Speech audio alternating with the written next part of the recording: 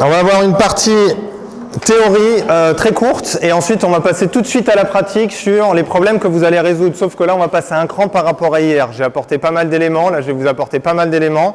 Là maintenant je ne veux plus entendre des moyens, comme tu as évoqué par exemple tout à l'heure, qui était un bon exemple. C'est les problèmes que vous résolvez, c'est-à-dire la personne qui est sur son canapé, elle en parle comment à ses potes? Les erreurs qu'il ne faut pas faire. Généralement ça, il y a un silence et de l'attention. Croire qu'il faut plaire à tout le monde, déjà. Celle-ci, elle est... Attends, j'ai du soleil. Elle est majeure. Croire qu'il faut plaire à tout le monde, ça veut dire croire qu'il faut parler à tout le monde. Croire qu'il faut résoudre tous les problèmes de tout le monde et que tout le monde, en lisant une page, doit se sentir concerné. Sentir que tout le monde doit se sentir concerné. Ah pardon, non, c'est juste, c'est au cas où tu n'avais pas entendu, c'est pour ça, je me permettais une précision. Ça, c'est vachement important, par contre. Enfin, tout est important, en fait. Non, parce qu'on a tendance à vouloir plaire à tout le monde, c'est-à-dire à vouloir s'adresser à tout le monde, répondre à tous les problèmes de tout le monde en même temps. On ne va pas du tout raisonner comme ça. D'accord? On peut avoir quelque chose de généraliste, qui traite de tout, très bien. Page institutionnelle sur Internet, par exemple, en hypnose, ça peut très bien marcher. Pour vous, j'ai tendance à dire, ayez une communication plus spécifique, orientée sur les problèmes que rencontrent les gens qu'on va travailler tout à l'heure. Plaire à tout le monde, c'est plaire à personne. Ok? Celle-là, je l'ai tout le temps, hein, donc je la mets en premier. Hein. Tout le temps, tout le temps, tout le temps. Oui, ça c'est la malédiction du savoir, c'est croire que tout le monde sait ce que vous faites. Non. Il n'y a que vous, entre vous, qui savez ce que vous faites. C'est tout. Pas plus. Ok? Malédiction du savoir. Faire ce qui marche chez d'autres. C'est pas parce que ça marche chez les autres que ça va forcément marcher pour vous. Ok? Moi, je souligne ce point souvent parce que on vient voir quelqu'un pour régler un problème. Donc pour moi, on crée une relation, on n'achète pas un produit. Communiquer en tant qu'accompagnant, c'est créer une relation en fait. Créer un lien avec quelqu'un. Créer un lien de confiance. Quelque chose qui va s'installer entre vous et qui va faire que la personne, elle va évoluer.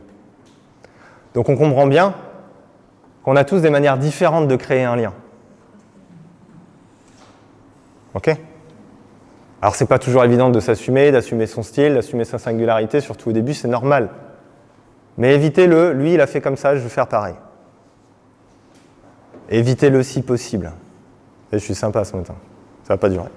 Mais on crée une relation. Hein. On vend pas des baskets, hein, on vend pas des trucs. Hein. Vous savez ce que ça fait quand on est en relation avec quelqu'un et que c'est là que la magie elle opère. Et c'est ça qu'on fait nous. Hein. Ne parler que de soi et de sa pratique. Une espèce de communication égocentrée, on ne fait pas exprès. Ah ben mon outil il est formidable, ah mon outil il fait ceci, mon outil il fait cela. Et moi, et je suis trop fort. Et... Fort d'une expérience de 15 ans dans le machin, j'ai décidé, pas se passionner de l'être humain, de me reconvertir pour... D'accord? On dit, c'est bon. Pas la peine. Le mystère, on peut le créer différemment. Mais parler que de soi, je vois trop de sites, quasiment 90% des sites web d'accompagnants, c'est je parle de ma pratique, de mes techniques, comme elles sont formidables. D'accord ? Ce qui intéresse la personne, c'est de solutionner un problème et de voir si vous êtes la bonne personne pour le solutionner. C'est tout. Rien d'autre. Donc évitez les blabla sur moi, ma super technique. D'accord ? On va voir. Le manque de générosité, alors ça c'est très personnel, mais j'aime bien le transmettre, après libre à vous de le prendre ou pas. Pour moi, on a décidé de faire ce métier pour aider les gens. Je pense, non ? Qui est d'accord ? Tout le monde ? Ça va ? On est tous OK ? Bon. Non, moi c'est pour faire du fric. Et rien branler, 3/4 du temps. Et moi je pense que la générosité... Aussi, hein ? Non mais c'est pas le sujet. Non, mais à la base, on part d'un élan, si on fait ce choix-là, c'est qu'on se dit, j'ai envie de changer le monde presque, hein. Je pourrais même aller jusque-là, quoi. La générosité, c'est quand vous rencontrez quelqu'un et que vous sentez qu'il a besoin d'un coup de main, filez-lui un coup de main. Filez-lui un coup de main. C'est OK. Quand vous postez, pour ceux qui vont travailler sur les réseaux sociaux, ou pour ceux qui vont organiser des événements, ou qui vont peut-être intervenir à certains endroits, pourquoi pas le faire bénévolement? Au moins au début, tu vois. Soyez sympa. Donne à l'univers et celui-ci te le rendra. Non, tu vois. C'est Alléluia. Mais on est là-dedans. Pour moi, c'est d'être dans cette vraie démarche de générosité. C'est-à-dire, j'ai envie d'aider les gens. T'es là, tu viens me voir, on papote, on discute, je te file un coup de main. C'est cool. On est dans cette énergie-là et c'est ce qu'on envoie aussi en termes de vibration. Et donc forcément, après, il y a des relations de confiance qui se créent avec les gens plus facilement. Vendre une séance, rentrer en relation et créer la confiance. C'est ça qu'on fait en fait. Et la générosité, c'est un outil absolument extraordinaire qui pour moi, dans mon imaginaire, devrait être chez tous les accompagnants. C'est pas obligé, mais ayez ça en tête quand même. C'est pas de la gratuité, hein. C'est pas pareil, hein. J'en ai déjà parlé de la gratuité, hein. On parle de générosité du cœur. C'est l'intention qu'on met dans les choses qu'on fait. Hein. Ah oui, croire qu'il faut toujours dire la même chose. Oui, je dois avoir un discours. Alors oui, il y a des petites parties de trucs qu'il faut savoir quand même, de ce que j'ai évoqué, genre les comparatifs ou des éléments d'information. Mais c'est des informations que vous avez et que vous retranscrivez. Croire qu'il faut dire la même chose, c'est qu'il faut toujours sortir le même discours. Non, on crée une relation, on discute, on papote, on voit comment ça se passe, tu vois. Pas obligé d'avoir un discours rodé. Par contre, des éléments clés qu'on doit avoir en stock pour pouvoir les sortir, ça oui. Mais c'est différent que de dire toujours la même chose. Après, on va pas se mentir, au bout de 5-6 ans de pratique, il se peut qu'en début de séance, ça soit un petit peu le playback qui s'allume. Parce qu'on a tellement l'habitude de répéter la même chose, on va pas se mentir, ça arrive sur certains éléments, oui, c'est possible. Mais dans l'idée, il y a des clients, des fois, ils sont arrivés, on s'est marré pendant 20 minutes, on n'a même pas commencé la déo, puis après je l'ai regardé, j'ai fait « Bon alors, c'est papa ou maman ?» Et là, elle a fait « Maman », elle a pleuré, c'était parti.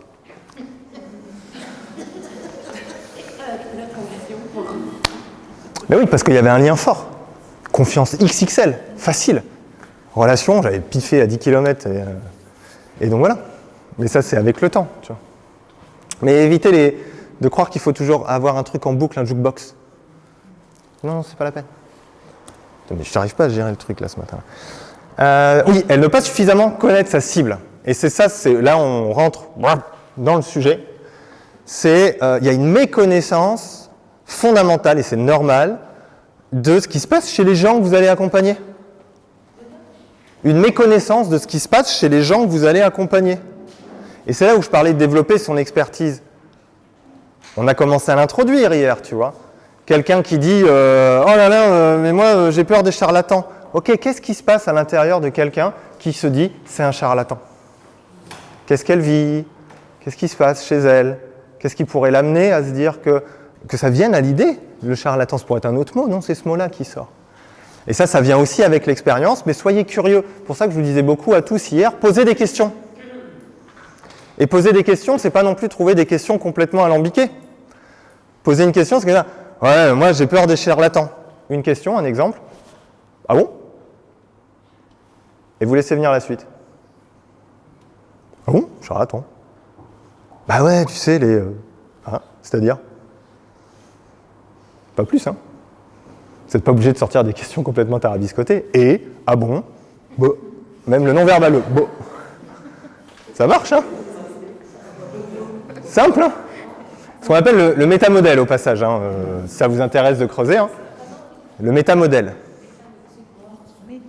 Google sera ton ami sur le sujet. Métamodèle. C'est des questions simples. Et alors, c'est-à-dire, ah bon, ah. Qu'est-ce que tu veux dire par là ? Je comprends pas. Bon. Il est bien le bon. Bah si vous êtes... Après, ça c'est moi qui fonctionne comme ça. Mais c'est pas obligé de faire bon, si c'est pas votre truc. Mais c'est dans l'idée. Bon, dis donc, charlatan. Hein. Ok ? Mais l'important, c'est la connaissance de la cible en face. Et si vous ne questionnez pas les gens qui vous parlent, si vous ne questionnez pas les mots, si vous croyez savoir pour eux aussi par rapport à des mots qu'ils disent, charlatan, moi je ne sais pas ce que ça veut dire pour quelqu'un, tant que je ne l'ai pas questionné. Et ça permet d'avoir de la connaissance. Et à force, on se rend compte que les gens racontent globalement tous la même chose. Mais après, ça, c'est après. Ok ? Mais il faut bien connaître les gens ou les problématiques et ces trucs-là là, que j'ai évoqués tout à l'heure. C'est bon ? Vous avez tout noté ?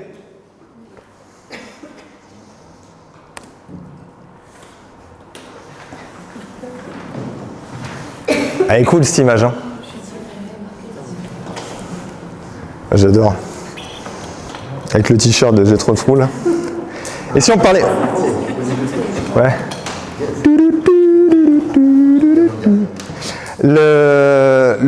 Pour moi, le marketing, c'est le moyen de trouver la solution la plus adaptée à un problème qui pourrit la vie à quelqu'un.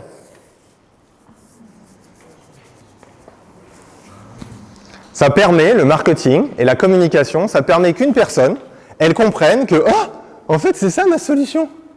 Je ne savais pas que ça existait. » Malheureusement, il y a eu beaucoup de déviance sur le sujet, je vous l'accorde. C'est la création du besoin, tous ces trucs-là qu'il y a aujourd'hui.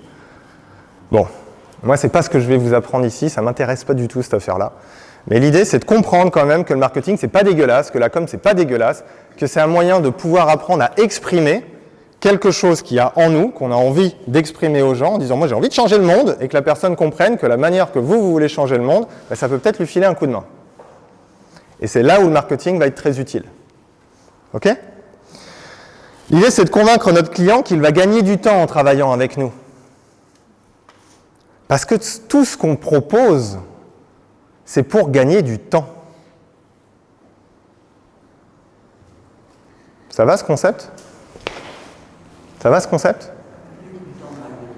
Si, du temps.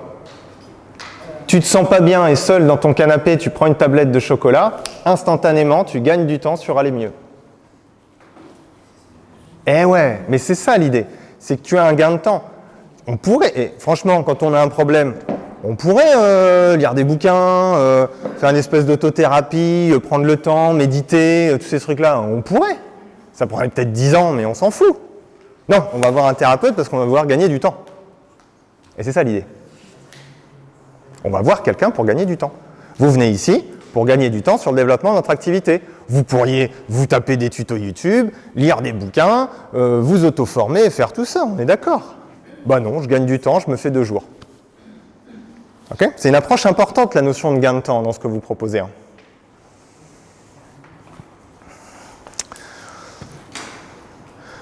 Comment créer la confiance ?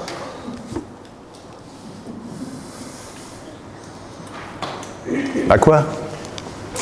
On lui fait confiance à lui quand même, pour ceux qui connaissent. Pour ceux qui connaissent Yoda, on lui fait confiance à Yoda quand même. Du coup, j'ai mis lui. Il n'y a pas de raison particulière. Là, je l'ai mis, c'était pour Martine, l'année dernière. Vraiment. Comment la créer ? C'est une question de temps et d'autres ingrédients. Je l'ai déjà évoqué tout à l'heure. Mais qu'est-ce qui va la maximiser ? D'accord ? Qu'est-ce qui va faire que les gens vont avoir plus confiance en nous, plus vite, en dehors de la création du lien et de la relation qu'on va avoir avec eux ? Et là, je vais vous lister des éléments très concrets. Notre position d'autorité. Ouais. Qui je suis, moi, pour être crédible et dire à quelqu'un, appuie sur ce bouton-là, la personne en face, elle va être électrocutée, elle va mourir. Pour reprendre l'exemple de tout à l'heure, sur l'expérience de 1000 grammes. Qu'est-ce qui va favoriser votre autorité, qui va constituer votre autorité ? Et c'est là que beaucoup d'accompagnants tombent dans le piège de la surformation. J'ai besoin d'empiler ça sur mon site web de formation que j'ai fait pour penser avoir une autorité auprès des gens. Ok ? Donc ça sera plus facile pour des personnes qui ont déjà des métiers qui sont dans le médical, par exemple. Ça sera des éléments d'autorité à mettre en avant. On va dire, bah oui, moi ça fait 15 ans, ça fait 20 ans, ça fait X années, ou ça fait X temps que je fais ça, je travaille ici, je suis formé à ça depuis longtemps, etc., pour valider que la personne en face, elle est solide. Je ne dis pas que c'est obligatoire d'avoir ça. Pour certaines personnes, il n'y en aura pas. Moi, quand j'ai démarré, j'avais 0 élément d'autorité. Double bulle. Du coup, j'ai fait un site web qui ressemblait à un cabinet médical et les gens venaient pour ça. Pourquoi vous venez me voir? Ah ben votre site web, ça faisait très professionnel et médical. Yes. J'ai créé une autorité comme ça. Ça a été un choix stratégique. Ok? Mais ce n'est pas obligatoire parce qu'il y a d'autres éléments, vous allez voir. Mais en tout cas, si vous avez un élément d'autorité à mettre en avant qui est en lien avec votre métier, posez-le. Pour ça qu'on lit souvent sur Internet, déjà plus de 10 000 personnes accompagnées, plus de 3 millions de vues sur YouTube. C'est comme ça, tu vois. Ça se pose un truc. Tu vas écouter quelqu'un qui a 3 millions de vues sur YouTube, non? Tu vois, Carlito, machin, tout ça, on les écoute, non? Ça, c'est autre chose. Oui, bien sûr. Oui, c'est pour ça que j'ai mis une chemise ce matin. Sinon, tu vois, mais dans l'idée, non, mais c'est vrai, comment tu te présentes. Mais pour moi, le coup de comment tu te présentes, c'est pas se tordre. C'est pas se tordre. C'est-à-dire, je ne vais pas volontairement m'habiller d'une certaine manière ou d'une autre manière, sous prétexte que je vais manipuler ce que les gens vont penser de moi. Si j'ai envie de m'habiller comme ça, je m'habille comme ça et c'est OK, point barre. Tu vois. Mais j'avais fait cette expérience pour le coup, c'était très drôle, entre mon t-shirt de Pink Floyd et mon t-shirt et ma chemise blanche, bah, les gens réagissaient différemment. Bonjour Monsieur Chaudot. Et l'autre, tu vois, c'est ouf, hein. C'est rigolo d'ailleurs. Un peu triste, mais rigolo. Mais négligez pas cet élément d'autorité si vous en avez. Typiquement chez les ostéos ou des trucs comme ça, ou des gens qui tournent depuis longtemps, vous pouvez y aller, quoi. C'est bon. On a de l'expérience, on a l'habitude d'accompagner des gens, on peut y aller, quoi. Alors, les éléments de preuve sociale, alors ceux-là, j'en ai déjà parlé, mais je vais vous en remettre une louche pas possible. Les éléments de preuve sociale, c'est la validation du monde extérieur que ce que vous faites, c'est bien. Témoignages, les avis Google et tous ces trucs-là. Il faut bourrer. Enfin, remplir les avis. Et les gens les lisent, hein. Et ils les lisent à fond la caisse. Hein. Ça, c'est obligatoire. C'est même pas ce n'est pas négociable. Voilà. Il vous faut 50-60 avis dans l'année et demie qui vient. Voilà, c'est tout. Ok ? J'ai un tuto sur YouTube, enfin même pas un tuto, c'est 1 heure de vidéo où je vous explique par A plus B comment demander un avis Google à quelqu'un en maintenant un lien et un rapport très fort. C'est ça qui pose problème. Parce qu'on se dit, oh là là, je vais lui demander, qu'est-ce qu'il va penser et si... Tu vois ? Non. Vous regardez ce truc-là sur ma chaîne YouTube, tout est prêt, c'est gratos, c'est attaque, vous pouvez regarder. Obligé de le voir celui-là. Donc vous notez, obligé de le voir. Voilà. Fondamental. Donc ce qui va être intéressant en termes de preuve sociale, c'est aussi si quelqu'un d'autorité vous recommande. Si on vous voit travailler avec des gens d'autorité. Organiser des événements, par exemple, je pense à toi, avec des personnes d'autorité du milieu, ça c'est vachement intéressant, parce qu'on profite de l'effet de halo de la personne. L'effet de halo, c'est elle a un rayonnement, je me mets dans son rayonnement, je bénéficie de son rayonnement. C'est un élément de preuve sociale. Le monde me valide. Vous pouvez mettre le paquet là-dessus. Typiquement, toi, tu es validé chez les pompiers en tant que formateur par une autorité, c'est parti, quoi. Tu vois, plus facile.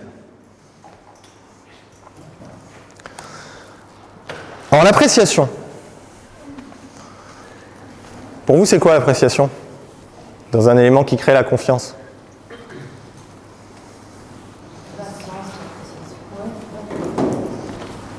Bah, si les gens vous aiment bien. Si tu passes bien, si on t'aime bien, tout simplement. Donc soyez naturel, soyez vous-même. Et j'en reviens à, on ne peut pas plaire à tout le monde. Acceptez-le. Moi je sais qu'il y a de très très rares personnes, hein, bien sûr, hein, qui ne m'apprécient pas. Et encore. Je le dis pour... je pense pas. Il y en aura-t-il plus après cette session ? Je ne sais pas, voyons, je préfère vous laisser le libre arbitre de cette chose-là et me laisser un avis sur Google. Bref, comment ? Mais exactement. Exactement, ça fait un gros tri. J'accroche ou j'accroche pas. Moi, les gens qui me suivent me le disent. Ils me disent, j'aime bien ton énergie parce que c'est l'énergie qui leur correspond. Il y en a d'autres, c'est trop. Ou c'est pas assez si, ou ça manque de papillons, tu vois, je sais pas, tu vois. J'ai rien contre les papillons. Hein. Mais ça, l'appréciation, c'est fondamental. Donc soyez vous-même et essayez pas de plaire à tout le monde. Mais c'est un élément qui va créer aussi de la confiance. Si les gens vous trouvent sympa dans l'énergie que vous êtes vous-même. Donc si vous êtes vous-même, ce sera plus facile, forcément. La cohérence de notre offre. Alors ça aussi c'est important, dans le sens où, qu'est-ce que vous comprenez par cohérence de mon offre? Qu'est-ce que vous comprenez par cohérence de mon offre?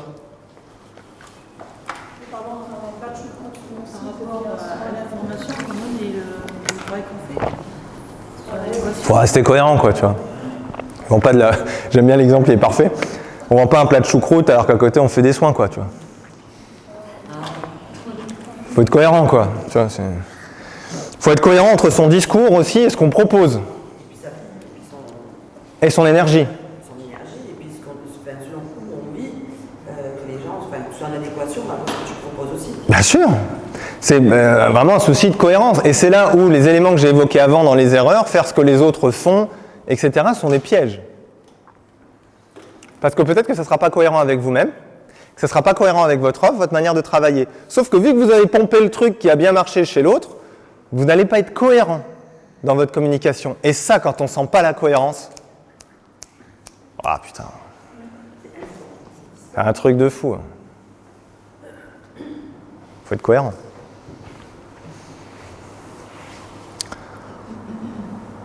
Donc faites gaffe à ce que vous dites, quoi. Donc dites ce que vous pensez. Et faites ce que vous... Tu vois, vous avez compris le truc, là? Je l'ai pas, là. Tu vois, là... Soyez cohérent. Alors ça, c'est quoi, la fin? Oui. Oui, voilà, mais c'était une autre que j'avais en tête. Mais oui, c'est ça, voilà. C'est... Voilà, les garanties qu'on apporte. Là aussi, il faut être cohérent. Bah, de toute façon, tout, il faut être cohérent tout le temps, vous avez compris. Hein. Mais les garanties qu'on apporte, ça crée de la confiance. Qu'est-ce que vous pouvez garantir? Et c'est là où l'exercice que je vous proposez après, on va être obligé d'aller sur de la garantie. À un moment donné, on va être obligé d'être sur de la promesse. D'accord.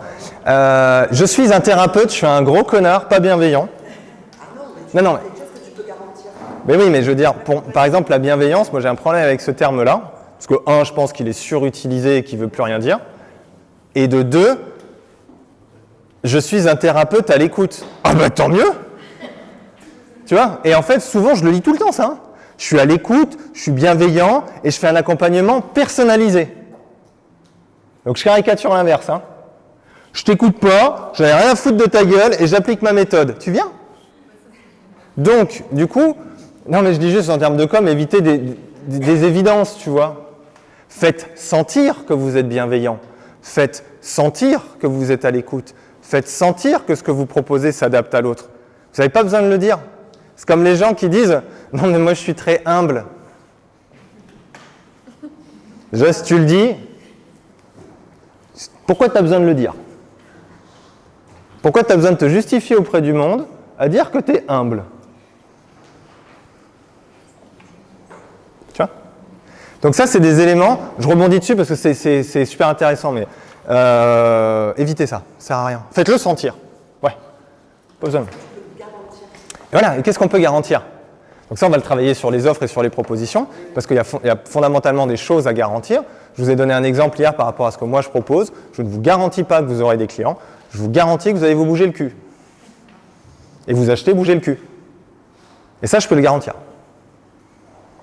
Par exemple. Des garanties, ça peut être des garanties un peu plus commerciales et marketing. Une facture. Comment? Une facture. Une facture, voilà. Je peux garantir que tu auras une facture. Non. Je peux garantir que tu auras un suivi. Je peux garantir que je t'appelle 15 jours après la séance. Je peux garantir que il y a beaucoup de satisfaits au remboursé. De toute façon, sur l'achat en ligne, hein, c'est la loi. Hein. Au bout de 14 jours, remboursement obligatoire. Mais ça ne mange pas le pain de le rajouter. Si vous faites du en ligne, par exemple, c'est une garantie. Oui, 14 jours satisfait. Bah oui, on a un délai de rétractation sur les achats en ligne de 14 jours. Hein. Oui, mais pour ceux qui font du en ligne, par exemple. Non, mais du en ligne dans le sens que moi je fais des formations en ligne, je le précise. Ça ne mange pas de pain, c'est un élément de garantie. Et en plus, moi je l'écris, si ça ne te plaît pas, je te rembourse sans discuter. Oui, garantie. Je le dis, je le pense. Je ne vais pas papoter, ça ne te va pas, ça ne te va pas. Et deux, cohérence, je le pense, donc je le dis. Ok. Mais des garanties, quelles sont les garanties que vous pouvez proposer dans votre accompagnement? Et c'est ce qu'on va travailler avec les offres. OK? Mais des suivis, un entretien préalable, que la séance est vraiment adaptée pour vous, que la bioénergie quantique est faite pour vous et que ça va vous apporter quelque chose par rapport à l'entretien qu'on va avoir, c'est des choses qu'on peut garantir. C'est typiquement, ça crée une confiance de fou. Moi, je ne prends pas de séance tant qu'on n'a pas échangé ensemble et qu'on voit si la bioénergie peut vous aider. Bon, confiance quoi, tu y vas quand même. Vous voyez? C'est des choses qui apportent tu vois, garantie. Alors la rareté du produit, c'est vachement intéressant. Je ne sais pas si c'est forcément adapté à ce que vous faites. Oui, dans l'idée. Mais une rareté, typiquement, je propose 5 accompagnements en bioénergie quantique gratuitement jusqu'à demain soir. Inscrivez-vous maintenant.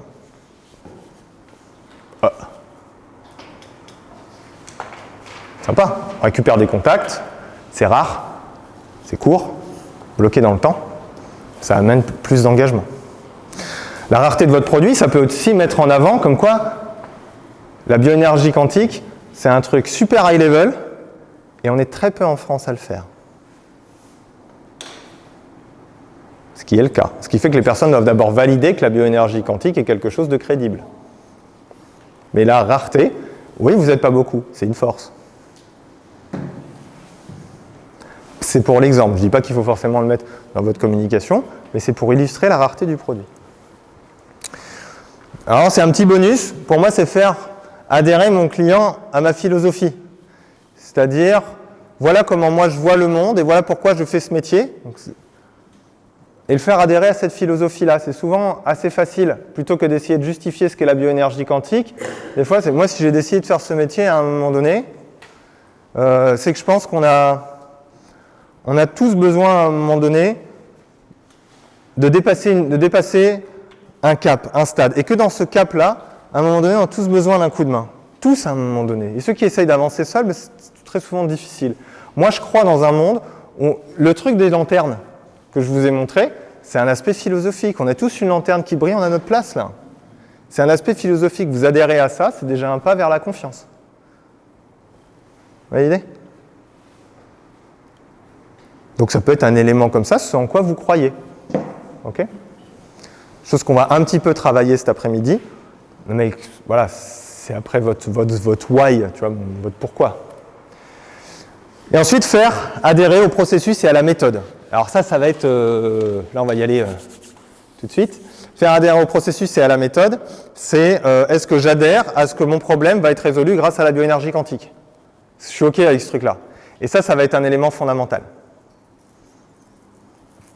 Et c'est là où ce truc-là qu'on a fait ce matin avec les comparatifs peut énormément vous aider à faire adhérer à la méthode. OK ? Allez, on y va. Comment convaincre ? Et là, c'est méthode, ce qu'on va faire. Là, c'est très pragmatique.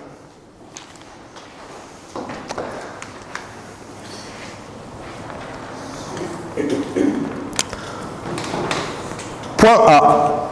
C'est le problème que la personne cherche à résoudre et dont elle a conscience.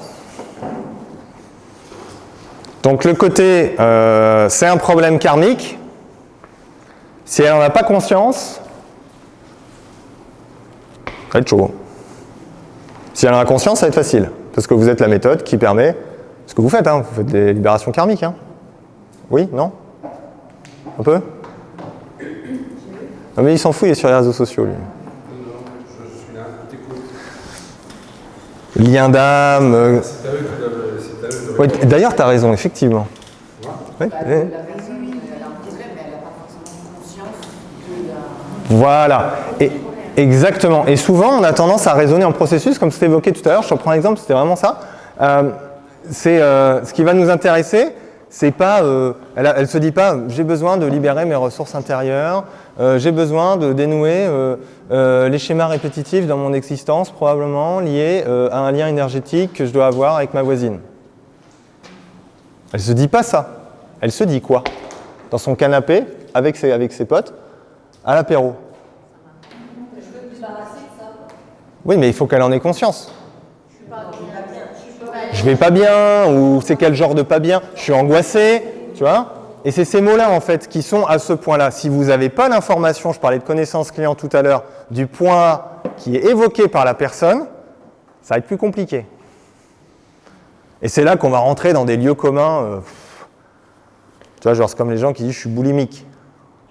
Je suis boulimique. Tu as 95% d'hyperphagiques, tu vois, mais ils ne connaissent pas la différence. Donc je ne vais pas leur dire « ah non, je travaille sur l'hyperphagie. Ouais, mais moi je suis boulimique. » Ouais, bon, ok, tu n'as pas compris la différence, c'est juste le problème. Mais c'est pas grave. On va parler de boulimie, parce que c'est le mot qu'utilise la personne. Ouais. Hyperphagie. Hyperphagie, je déglingue la tablette de chocolat parce que je me sens seul. Voilà. Boulimie, il y a vomissement, rapport à la vie, rapport à la nourriture, complexe, hein, très complexe. Tu vois, boulimie, c'est plutôt pathologique. Hein. Hyperphagie, on le fait tous. Hein. Enfin. Ah oui, l'anorexie en plus. Oh, entre les différentes anorexie, les anorexies mentales, etc., laisse tomber. Hein. Point B. Ce que la personne rêverait d'atteindre consciemment et ou inconsciemment. Et là, ça va être notre job. Ok ?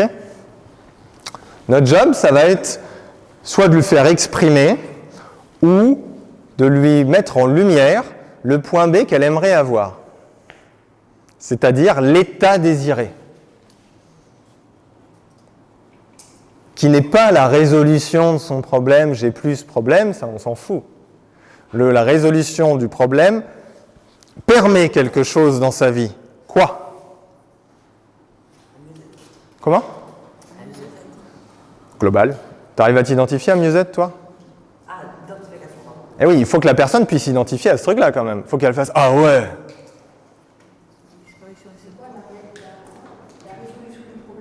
Oui, une fois que le problème est résolu.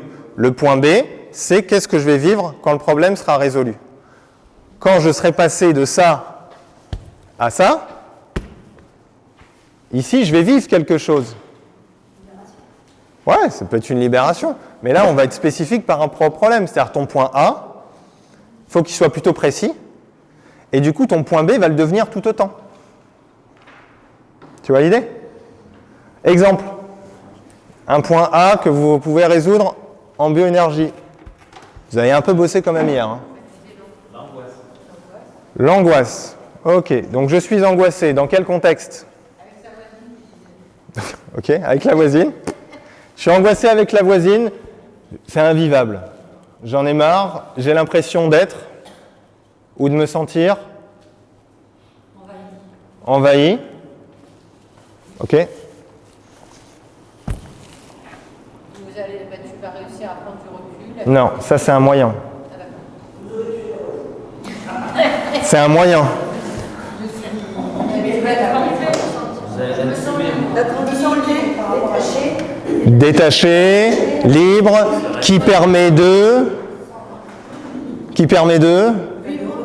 vivre et de vivre sereinement, détaché de cette personne. Est-ce qu'on peut tous se faire une image mentale de ce que ça pourrait être d'être détaché et libéré d'une personne ? Ça va ? L'idée, c'est de pouvoir s'en faire une représentation mentale. Si vous n'êtes pas capable de vous faire une représentation mentale de ce que vous dites, c'est que vous êtes à côté. Genre, est-ce que vous êtes capable de vous... Attends, on va faire un jeu. Vous êtes prêts ? Je vais dire un mot et vous allez laisser venir la première image. 1, 2, 3, mieux-être. Mieux-être. Stop. Qui a quoi ? Assis au bord d'une rivière. Soleil. Vert, la couleur verte. Ok, donc vous voyez que c'est le bordel, quoi. Donc pour la personne qui va vous lire et qui va vous écouter, c'est pareil. Donc il ne peut pas y avoir un processus d'identification. Elle ne peut pas se dire « Ah putain, elle raconte ma vie, la personne ». Et donc s'il n'y a pas de processus d'identification, il n'y a pas de rapport à la confiance qui s'installe.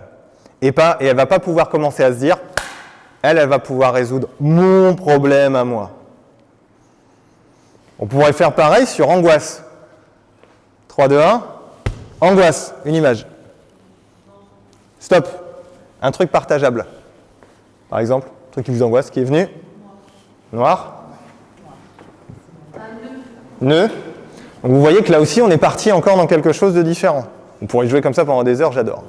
Mais c'est la parfaite illustration que si vous faites cet exercice à chaque fois que vous écrivez, par exemple sur votre site web ou que vous parlez à quelqu'un, vous vous rendrez compte que vous êtes globalement souvent à côté de la plaque. Et donc la personne ne peut pas se dire, bah ouais, elle va résoudre mon problème. Fondamental ça. Parce que je peux me faire une représentation mentale de ce que je viens de dire. C'est pour ça qu'on va contextualiser souvent. On va souvent contextualiser. Et on va peut-être faire des listes. Je vis une situation d'angoisse par rapport à un lien que j'ai avec quelqu'un. Je vis une situation d'angoisse par rapport aux lieux dans lesquels je me dirige ou je me situe, etc., etc. On va contextualiser, quitte à donner plusieurs exemples. Mais au moins, ça va permettre à la personne de piocher et de s'identifier au truc. L'état d'être final est généralement liberté. Et bien-être et bonheur et plaisir. Mais si vous le contextualisez, ce sera plus facile pour que la personne adhère à votre truc. Vous m'évitez les points B systématiquement. Je me sens libre, épanoui et heureux dans ma vie. On fait le jeu de l'image mentale, je pense que c'est pas la peine. Excuse-moi, je ne saurais pas comprendre. Tu proposes de ne pas avoir d'image mentale, mais d'avoir des contextes. C'est quoi ? L'élément de contexte te permettra d'avoir plus facilement une image mentale. C'est ça, tu peux préparer une méthode maintenant. L'idée de ça, c'est que la personne, quand elle va te lire ou t'écouter, elle va se dire « Ah ouais, putain, c'est ce que je vis. » Mais Une situation. voilà. Par exemple, très souvent, moi j'accompagne des personnes qui sont angoissées, tu vois, alors que ce soit par rapport à quelqu'un, tu vois, soit une personne de leur entourage, ou une personne proche, ou une relation professionnelle, tu vois, par exemple. Pour d'autres personnes, ça va être de se diriger dans un lieu et de sentir qu'il y a quelque chose qui se passe et elles ont juste envie de se barrer, ou juste envie de se recroqueviller quelque part. Là, tu es en train d'écrire. Je suis en train de décrire. Je mets un contexte. Lieu, personne, parce que c'est les deux éléments dont on a parlé. Point B, l'idée c'est de pouvoir revivre sereinement en revoyant cette personne sans que ça me fasse quelque chose. C'est de sentir qu'il s'est passé un détachement, ou alors de pouvoir ressentir juste cette liberté incroyable de ne pas penser à l'angoisse en allant quelque part. Ah, tout le monde a compris là, je pense, à peu près. Vous sentez la différence avec mieux-être et libre ?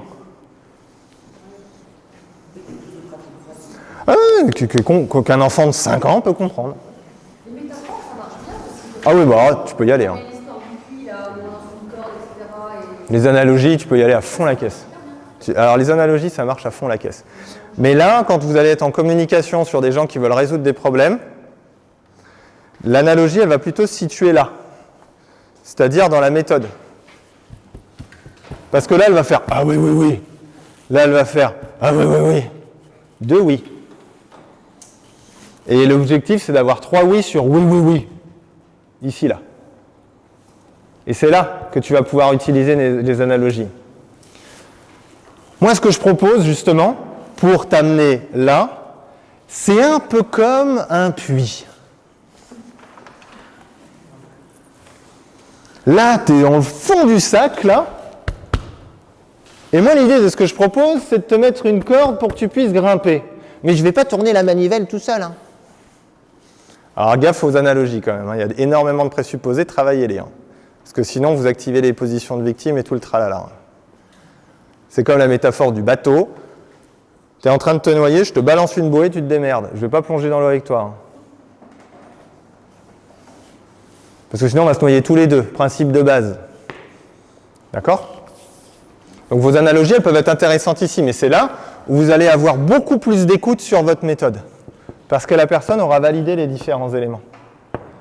Donc ça, c'est en 3. C'est pour ça que je l'ai mis en 3e. Si vous n'avez pas oui, oui, là, ça va faire non. OK ? Pourquoi ça s'est éteint, ce truc-là, là ? C'est bon ? Ouais. Alors, et l'idée, c'est là où, en quoi votre différence par rapport à tous les autres va être pertinente.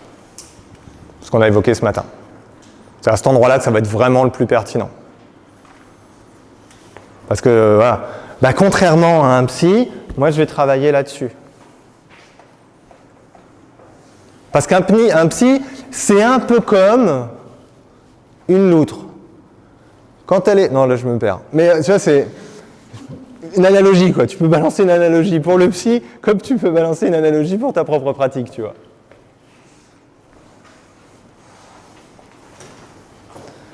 C'est un peu comme le chien à l'arrière d'une voiture, tu sais, qui fait comme ça. L'idée, c'est que ça va être vachement intéressant parce que tu vas pouvoir dire tout ce que tu as besoin de dire au psy. Et il va toujours être comme ça. Puis de temps en temps, il va te dire un truc, ça va peut-être t'aider, tu vois. Donc c'est intéressant. C'est ce qu'on appelle la parole thérapeutique. Pour certaines personnes, ça va être extrêmement puissant. Pour d'autres, tu auras besoin d'un petit peu plus. Et c'est là où moi, je vais plutôt travailler sur le puits. Et vous voyez comme ça devient plutôt simple après derrière, quand vous en avez 3-4 en stock. C'est bon? On va faire une pause. Oui, attendez, hop.